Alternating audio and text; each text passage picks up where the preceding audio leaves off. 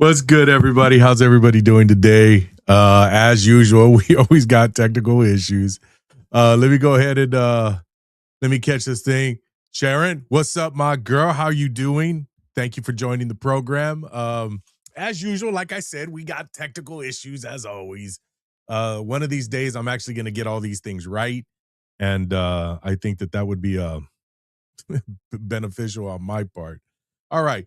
Well, let me first start it off. I know we're starting off a little bit unconventional, but let's get to some of these videos. Gonna talk about various things. Not really sure. I don't have a whole lot of um what you call it videos. I don't have a guest on today, but we're gonna be talking about these videos. There's a lot of things happening in the world today, as you all know.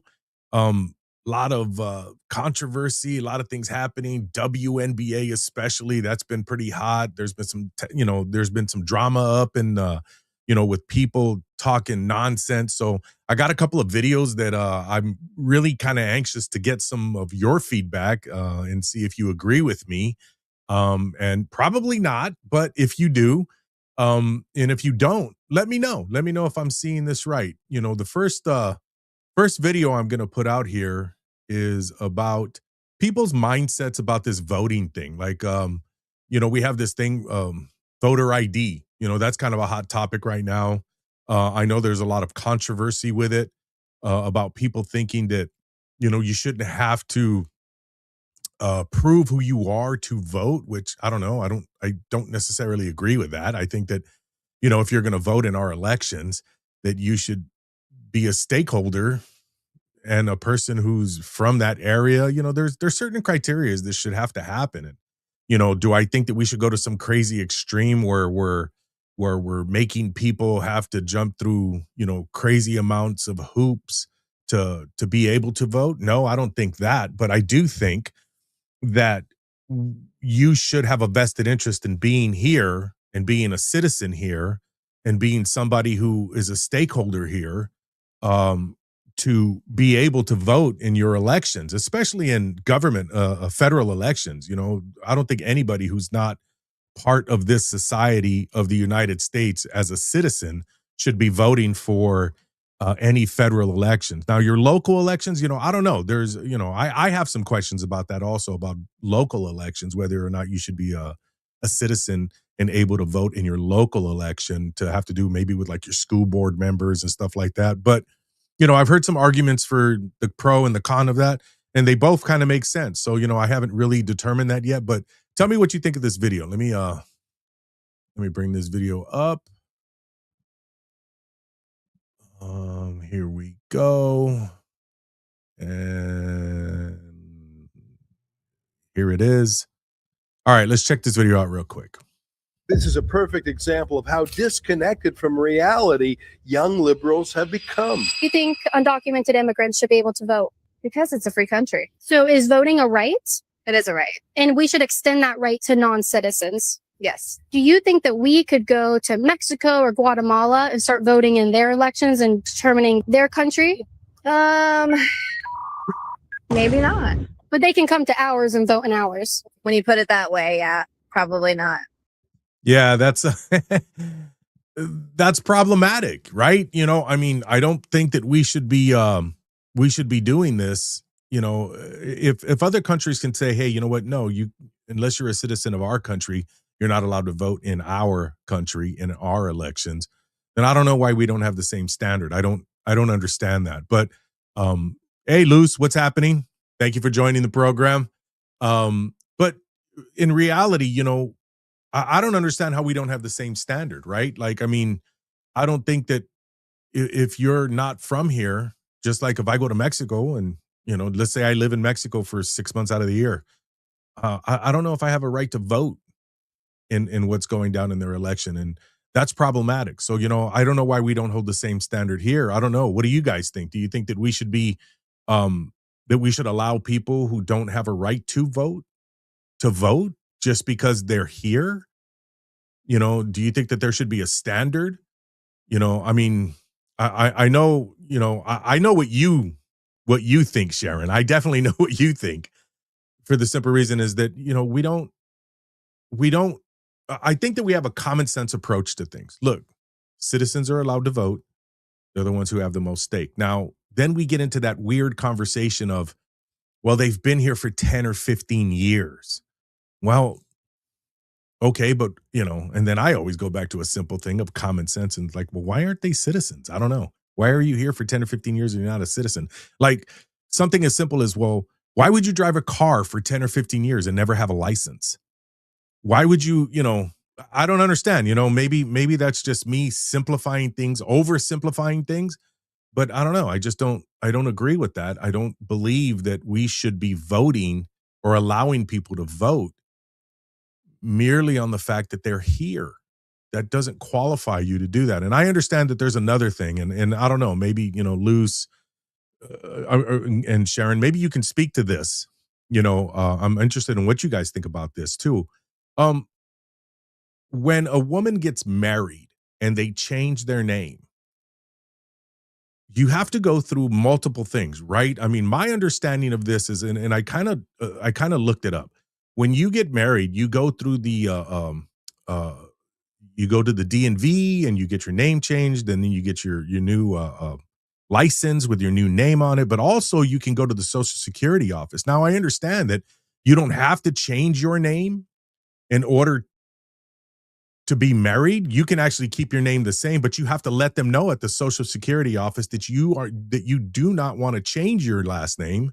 You can keep your last name the same, but there's a certain application that you have to fill out that says that you're going to do that. You can keep your maiden name and still be married, and the Social Security office will see that, and they will continue to attach you to that to your spouse's Social Security.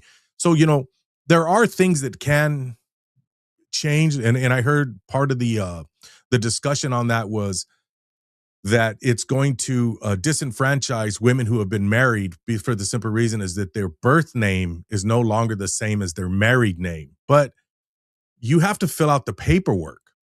So I'm not really sure how you don't have that information. So again, I've spoken to some people about this voter ID thing, and the stories kind of fall apart when you add common sense to the discussion. So that's kind of a bummer. But let me bring up this other video I had in this discussion that I was having about voters and then people being illegal and voting. One of the things that came up that I thought was quite telling was right away I was told, well, what would you do if ICE comes over and pulls you over? And I'm like, well, I don't think anything. I mean, what am I going to do if ICE pulls me over? Well, the same thing I'm going to do when a cop pulls me over. Can I help you? What can I help you with? But I found a video. Here's a video of this guy who actually got pulled over by ICE, and he filmed it. Now, this is his interaction with ICE. Let me bring this thing up. Now, again, this guy, laying the groundwork for what this video is. This guy gets, excuse me, this guy gets pulled over by ICE, and he's showing what's happening as he gets pulled over by ICE. All right, let me start this video. This is completely insane. You won't believe what happened to this couple when they were pulled over by ICE. Oh, it is ICE. No way. Yes, record it. I'm recording. No, stop. Oh my god, it is ICE. How you guys doing? Good, man. What's your name, sir? Carlos. Carlos? Do Yes, you sir. have an ID? Sure. What's the reason for getting pulled over? Because you look like a target that we have. Handsome target? He said a handsome target. All right, sorry, I just caught that. All right, move forward. Thank you, sir. Have a good All right. Have a nice day, okay? Uh-huh.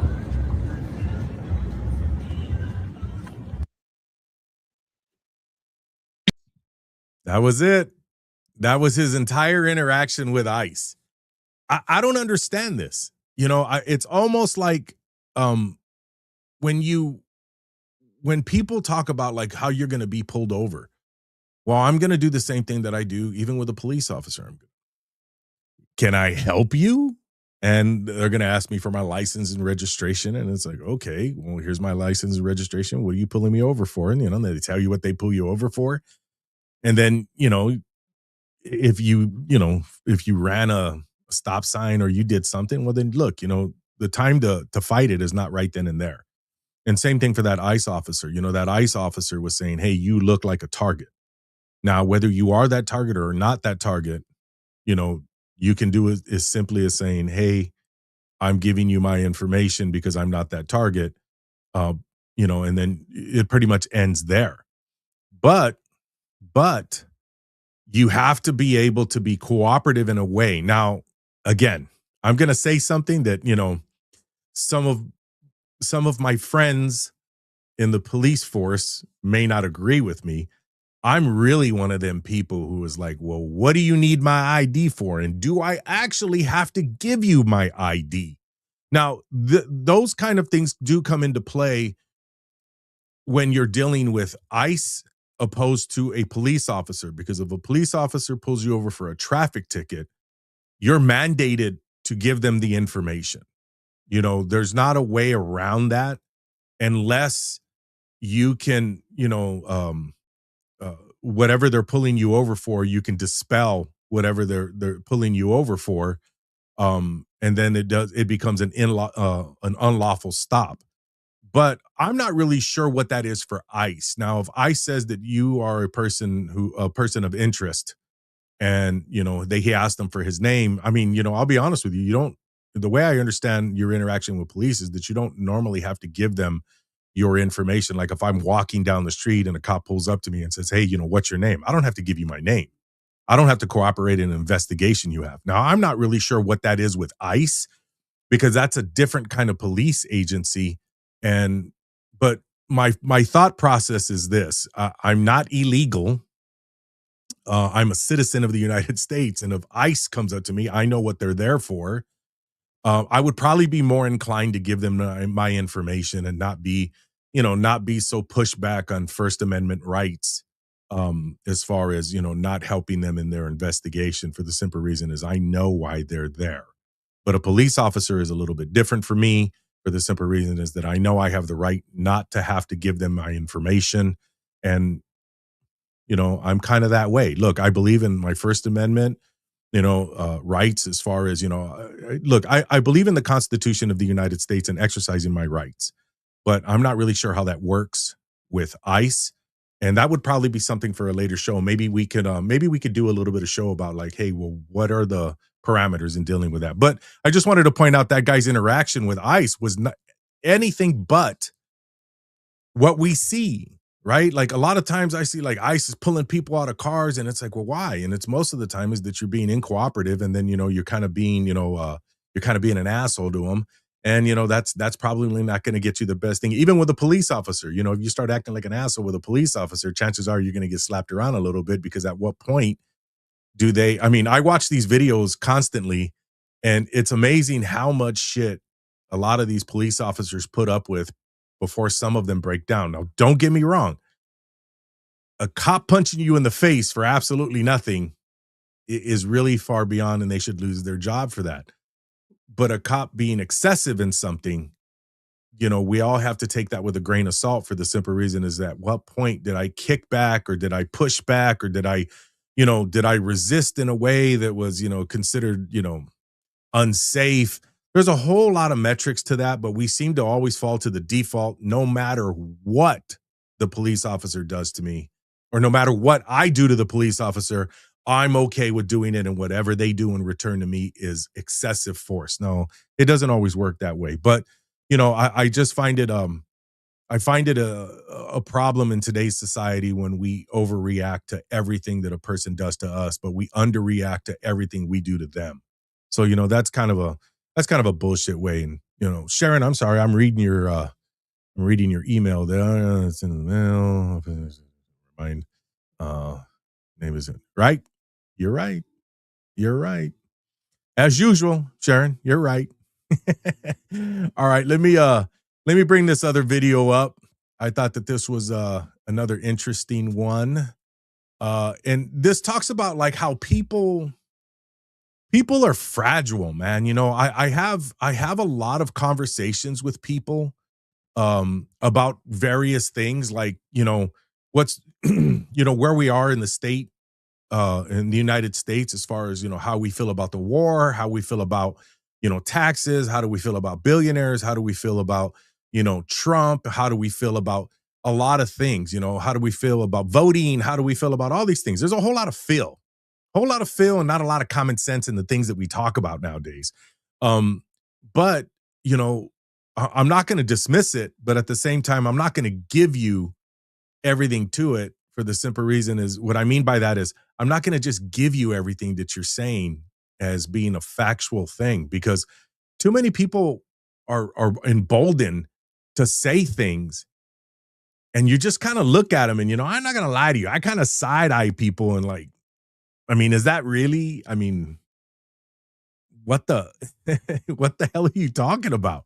Because people say the most outrageous and outlandish shit, and you just, you know, I sit back in amazement and just wonder, like, well, how the hell did you even get there? Like, what are you, how are you not thinking? How are you not using your nugget? You know, and that happens quite often when I'm talking to people. But um we become so free about our feelings that it doesn't matter what the facts are, because our feelings are the most important things, how we feel about something. And that's you're right, Sharon.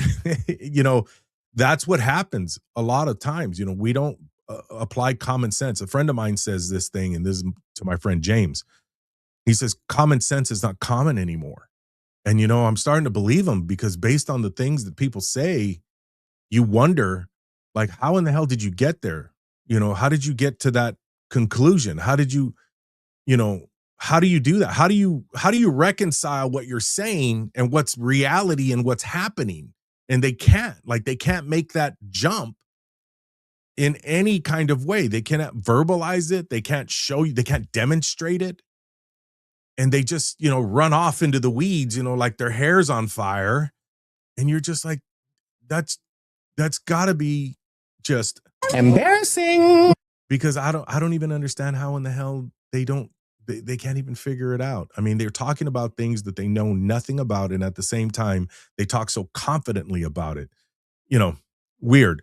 Just a weird way of being. But I just wanted to show you this next video, because this is a true way of how people I deal with a lot of people on Discord. You know, I get on these little chats and stuff like that, and I talk to people, and people say the roughest stuff. And Christy, my girl, what's up? You know, people say the roughest things. Like, they will sit there and talk about how, like, oh, you know, you should literally saying you should unalive yourself. And it's like, wow, just because I'm asking a question. To me, that's crazy. That's I don't even know. I mean, I wouldn't wish that on anybody. I'm not going to openly say, hey, man, you should go, you know, you should go do this to yourself. All because we're having a conversation, just a simple conversation of like, why do you think that way? How does that work? And people get stuck, and then they start wishing hateful things on you, or saying really horrible things. Like, I've been called, and I'm not going to use the exact word because of, you know, YouTube and all the other stuff, but I've been called a schnazzy sympathizer, because I asked a question about, they were saying, hey, Trump is a racist. And I said, cool, Trump's a racist. Well, what did he say? And then they made mention of something, and I said, well, you know, I can't find that. And then when I actually brought it up, and I said, well, here's the whole clip. And he didn't say what you said he said. He didn't say that at all. Now, that's a narrative that's pushed. And that's all I was trying to say. I was just trying to say, what you're saying that he said is not true. So what did he say? And then I showed them the whole clip and said, this is what it is. And it's funny that right from that point, this individual pivoted to just calling me everything under the sun, including a schnazzy sympathizer. And I'm like, wow, if you saw me, you would probably realize I'm not. But, you know, you know, I've been called MAGA cultist. I've been called a liberal retard. I've been, you know, just everything under the sun. Don't get me wrong. Both sides have done it. When I question Republicans or people that are part of what they self-proclaim MAGA, when I question them, all of a sudden I'm a liberal retard. And when I question Democrats about some of their liberal ideals, all of a sudden I become a Schnazi sympathizer. But let me bring up this next video. Tell me what you guys think of this video, because I love it, of course. And I love it because of the irony in it. Okay. Let me bring this up. Ready? Oh, you guys really don't like me talking about your president, do you? Aw, Donald Trump is a piece of shit. Liberals really are the biggest and the baddest when they're dishing it out. But then you call the motherfucker fat, and this is them 5 minutes later. I'm not trying to be a victim. How cruel do you have to be to say something like that? Wait a minute, because when you were dishing it out, you said... You should know this. It's a free fucking country. Isn't that right? Isn't part of being an American fact that you have the ability to state your opinion? Well, it's not an opinion. It's a fucking fact. I mean, in that case, I'm with dude that left the comment. You're fat as fuck, and it's a fact. Yeah. See, that's, you have that a lot, and you're right. You're right, Christy. A lot of people don't like to hear true facts. They want to hear about their feelings, and they want that feeling to be placed in an echo chamber where everybody's like, oh, and what? Really? They said that? Oh, those people are terrible. Like I've always said, and we've had a lot of these conversations. I've had them with all of you guys, I mean, especially my peeps, that I used to work with and work around. We've had these kind of conversations where it's like, look, I know we all have opinions of people, but I don't base my opinion on how you feel about that person. And, being a union steward for such a long time, people would tell me so many things about somebody else. And I'm like, okay, well, I don't know. I don't experience that with that person. That person's pretty cool with me.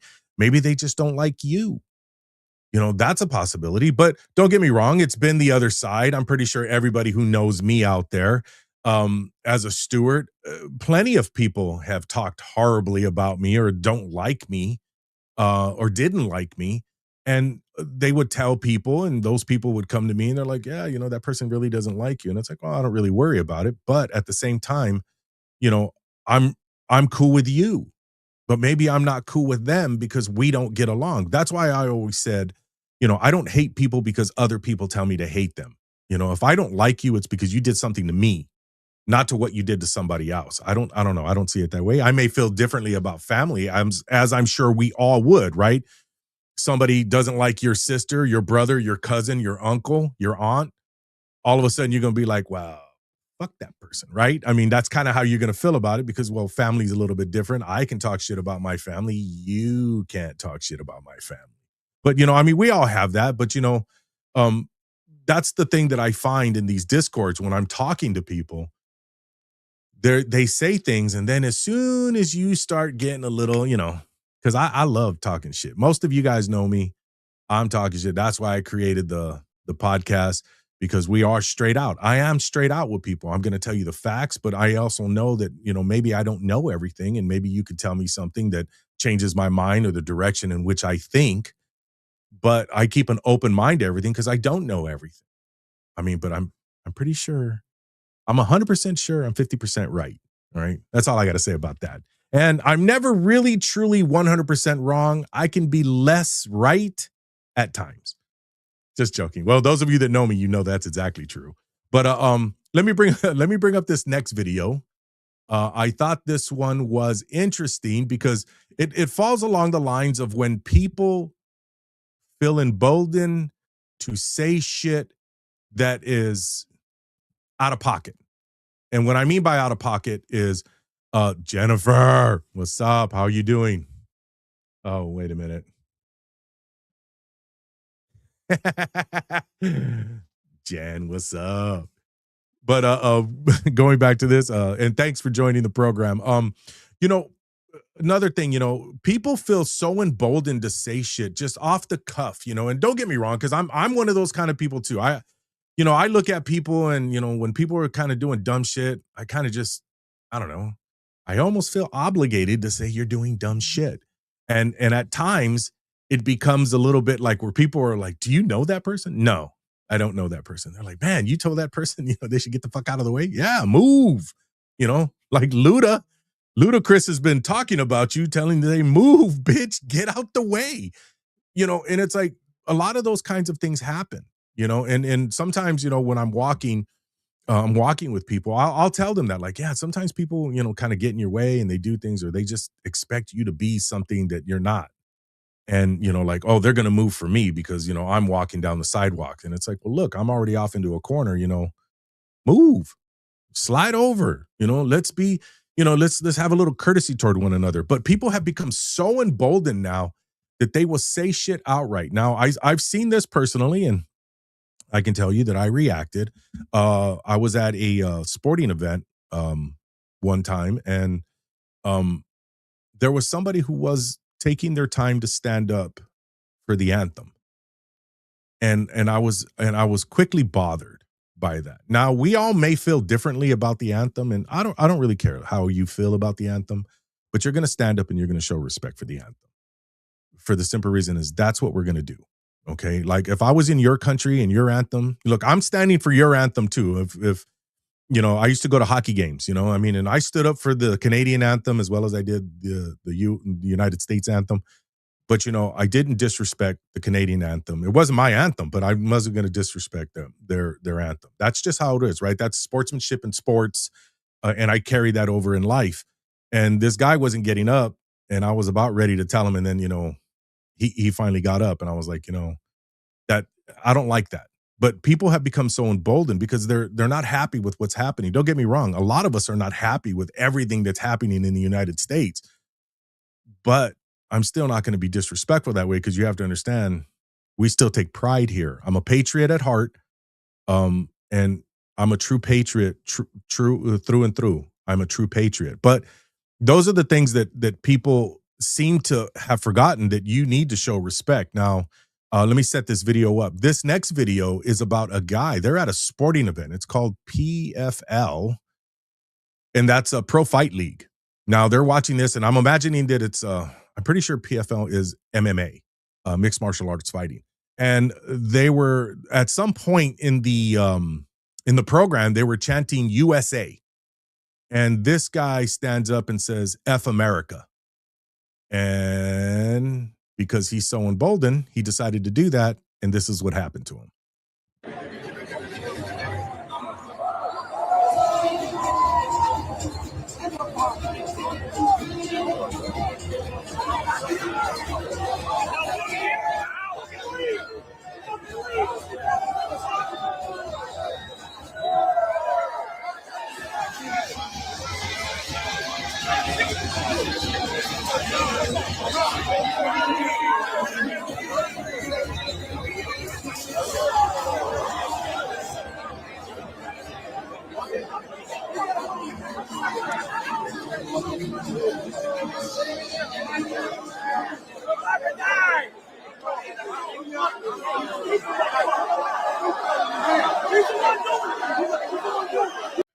Well, that's, I don't want to go too much further, but that's kind of where it was at. Like, and you have to understand that, you're in the United States. And when you stand up and you are so emboldened to say something, look, people aren't going to walk around and go, oh my God, oh my God, good for you. Well, you got to realize what you say means some shit, especially when you go to these sporting events. People are very, very patriotic at these events, where I saw, and I feel bad I don't have this video up, but there was a baseball game that the national anthem was not going to be played, and it was announced. And the crowd sang the national anthem for the opening of this baseball game. And that's how patriotic we are. You got to realize that we as Americans, we're very patriotic. I mean, now we may not like certain things, but it's when you have people walking around saying F the United States, when they say F the United States, that pisses a lot of people off. We can't have that. Like, look, you're going to stand up for the national anthem. And if you don't like what's happening in the United States, I get it. But in a moment of patriotism where people are chanting USA because they're proud, you don't jump into that lion's den and say, "Hey, I'm gonna, I'm gonna say the opposite." That's the epitome of fuck around and find out, right? Like, that's really what that is. And that person, I look, do I agree with all the hits that guy took? Somewhat, but at the same time, that's the F around and find out, right? I mean, you jump into the middle of it. Like, it's kind of like these people, don't get me wrong, it goes the other way too. When you have those people that are like, hey, I'm a Trumper, and then you walk into the middle of all of these liberal people that are protesting against, against the MAGA, and then they get beat up. Well, you that's F around and find out, right? I mean, like, you're going to walk into the middle of something and then expect people not to be passionate about whatever they're doing. And yet these are the tough guys that walk around, or the tough girls that walk around, and they have this attitude like, hey, nobody's going to do anything to me because I have, I live in America. Now you live in America when you want people not to hit you for doing some dumb shit. All right. I don't understand that, but that seems to be what a lot of people are talking about today.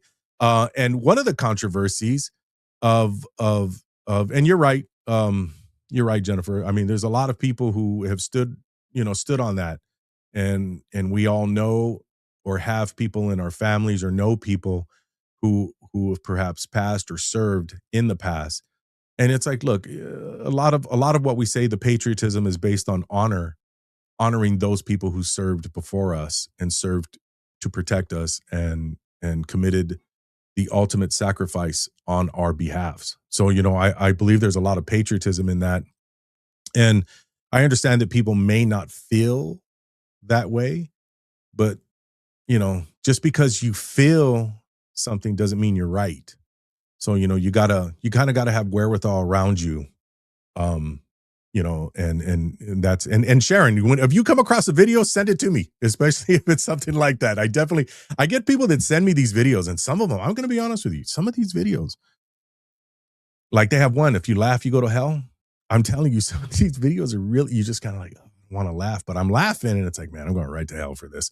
But that's some of the things that I want to bring up. This other one, which is it's been an ongoing brewing storm of the WNBA, the Women's National Basketball Association, if you're not familiar.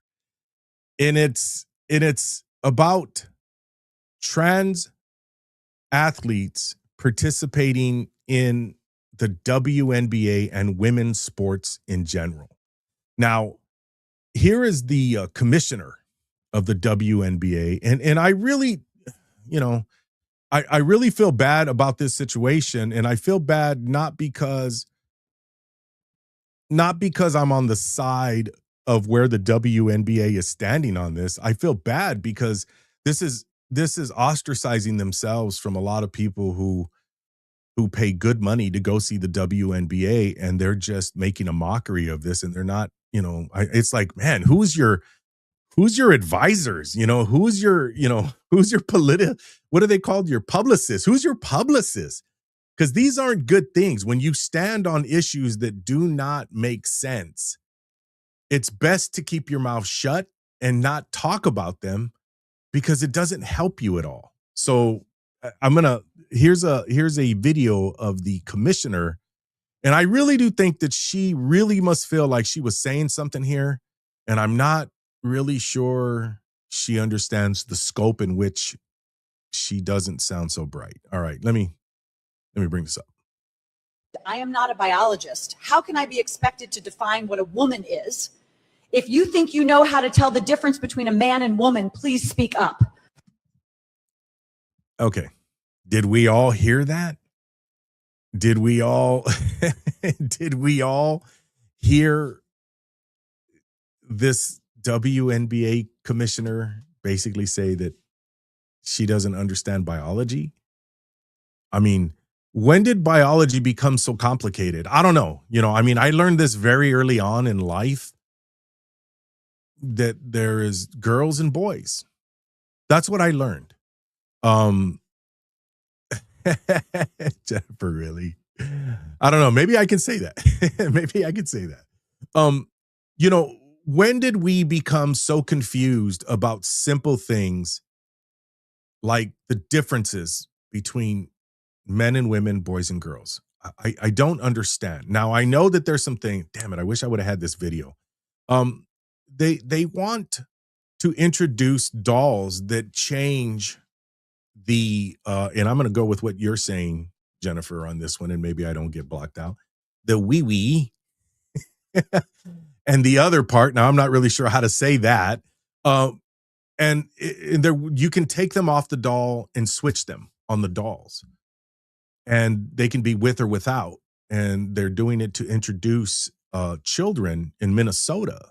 It hasn't got approved yet, but they're doing it next year. It's kind of on the agenda to be on for next year, as in to say, hey, you know, this is what um 6 and 7 year olds should be able to look at these dolls and know that they're interchangeable. Their kibbles and bits are interchangeable. And it's like, I don't even understand why. I don't even understand why kids need to know that. Like, don't we need to know basic biology? We need to know basic reproductive.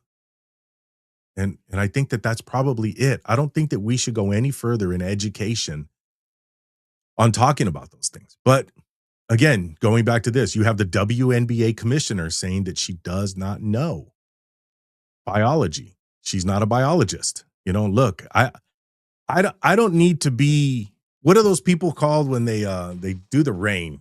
Meteorologist.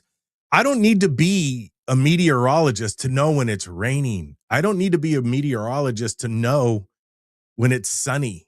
I don't need a meteorologist. I don't need to be a meteorologist or a degree to have a degree in that in order to know when it's hot or cold. Okay. Now, I don't know.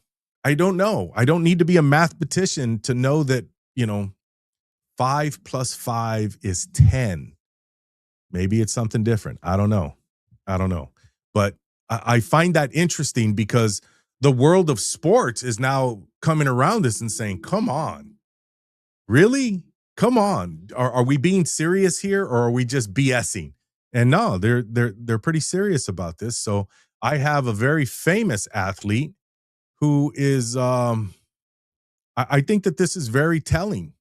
And let me bring this up. Now you know who I'm bringing up. This Jenner.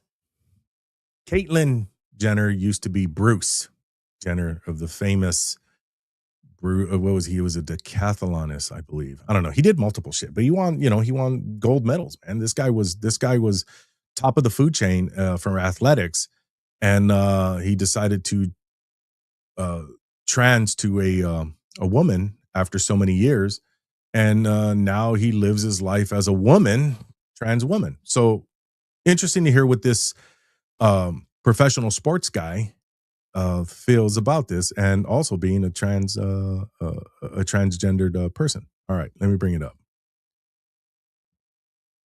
X you're in, XY you're out. It's that simple. And I think are doing a good job just to show the WNBA how the hypocrisy that's going on here. We have to protect women's sports. I have been coming on this show for years and years. I want to protect women's sports. Right. Title IX was one of the greatest legislations, and it was over 50 years ago, for women's equality. It happened to be in sports. But look at what it's done for women's sports. I don't want that to be ruined by letting biological men come in and play in women's sports. You know, XX you're in, XY you're out. You can go play with the men. Yeah, great point. Great point on that. You know, that's I don't understand. I mean, this is one of those common sense things that I have a problem bridging the gap. And the WNBA over the course of its existence of, I believe it's 30 years now, has always been friendly to the gay community. But at the same time, now that we're into this LGBTQ something, I don't know if I got all those letters right, but being part of that community now, it's gone further into a stratosphere that I don't think anybody ever thought it was going to be. So now you have there's two former NBA players who have now announced themselves for the WNBA draft because they identify as trans. And because these former NBA players are now saying that they identify as trans, they're eligible. And that's how this whole thing started to come up. And from what I'm hearing, the commissioner put out something that said that they are not going to be subject to somebody doing some identifying in a fake way to bring, undue attention and so forth. And it's like, well, wait a minute. Who are you to tell these people what they identify as, right? Because for the last, I don't know, the last 5 or 6 years, we have been going hard on we're not supposed to tell people how they feel. We don't dictate who they are and what they are. We allow those people to do that on their own accord. We're not to question them. But now the WNBA wants to question them. And I don't, I have a real problem with that. And I kind of prepared something that I found for that. But it makes me think of this where is it at? It makes me think of this as far as a problem for the WNBA from the optics of how they've taken we accept all. Like just a few weeks ago when Sophie Cunningham made the comment about Title IX and saying that she wants to have girls in girls' spaces, especially in sports, and not to be competing against men. And I don't disagree with her as a former boxing coach. I feel the same way. But I also want to make sure that, that it's put out there in the proper way. So when I look at this, I was thinking about like the WNBA has put themselves in such a hard place because now if they reject those two former NBA players who now identify as women, if they reject them, they're going against everything that they formerly said. Now, who are they? Who is the arbiter of saying this person isn't for real? Because then they go against everything that they've said in the past about saying you cannot question people who feel this way. But now they're questioning this. So is the WNBA transphobic? Is the Players Association for the WNBA transphobic? I'm not really sure. But this is kind of what I think. A group of women running a women's only sports league is calling a meeting with other women to decide what a woman is so they can determine if non-female athletes can compete against women in a league created specifically for women. Now, the entire point of female athletes is based on a biological reality. Without the baseline, the word loses its function and the league loses its purpose. If anyone can be a woman just by declaring it, then no one is a woman and a women's league has no reason to exist. Protect the category, rely on basic biology, and keep the playing field fair. That's how I feel about it. I don't, honestly, I can't get on the other side and say that I'm for trans athletes competing against women because I don't believe in it. And I would hate to see a woman or a young lady lose a spot, whether it be a scholarship, an opportunity to create history, an opportunity to just be able to move on in a school and get a better education based on the fact that their spot was taken at the podium or at the finish line by somebody who is physically superior. I'm not saying that men are superior than women in in who we are as humans. I'm just saying that when it comes to sports, the physical aspects of sports are undeniable. We are not the same. That's not to say that we're not the same as human beings, or we don't hold the same value as human beings. We definitely do. But what we don't do is we don't bullshit ourselves, and we say it straight out. So that's the show for today. I thank you all very much. I know I cut it a little bit short. I was trying to stay on some timelines. But if you guys have anything that you guys want to say, I appreciate you all coming in here and chatting with me and listening to my straight out shit.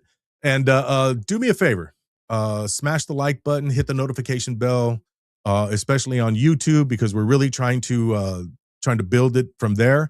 And I just want to announce, and Christy and Jennifer, you're absolutely right. I do agree with you. Even some of us as old as I am, I'm still stronger than a lot of women, and I'm not even an athlete anymore. But I mean, the average man, I agree with you. Biologically, we're different, and we need to embrace those differences. And I think we have, by creating Title IX. That's exactly what it was meant for, was to create the differences, men and women's leagues. And we're supposed to protect those. And I think just because we have a new wrinkle in it, we need to, I agree with the commissioner in saying we need to move forward in defining those things, but let's do it like the tennis association. The women's tennis associations has put that they're going to swab. They're going to do that swab. And then if you're not a biological woman, you're not going to compete.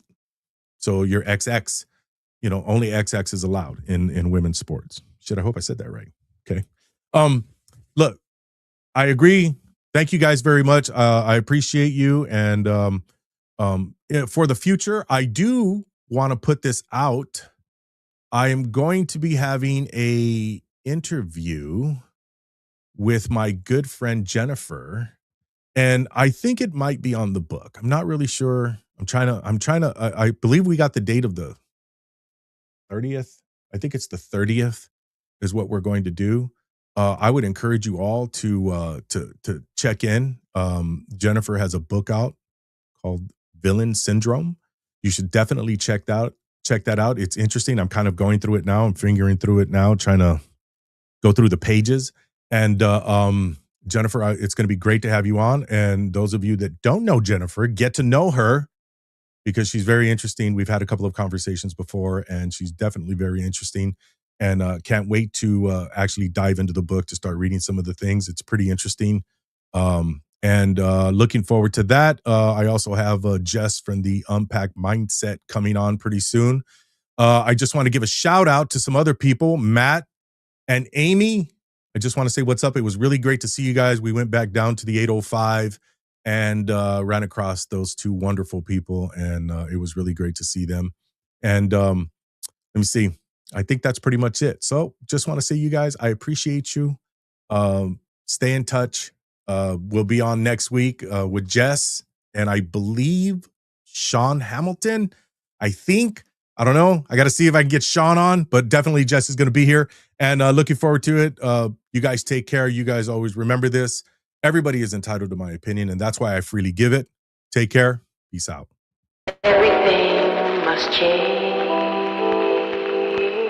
Yeah, Straight Out University, the syllabus begins. Check the complex method that separates the men from the kids. We building with 4 pillars. Study the architecture, the lessons in the verses, not just a lecture. See the mind for the money, the muscle is the proof. That global frame is wisdom from the concrete to the roof. And the game is pure knowledge that defines your every action. A strategic satisfaction for a chemical reaction. It's a blueprint for power, not just a simple acquisition. The formula for greatness, a scholarly position. Straight Out University, yeah, the lessons in session. Straight Out University.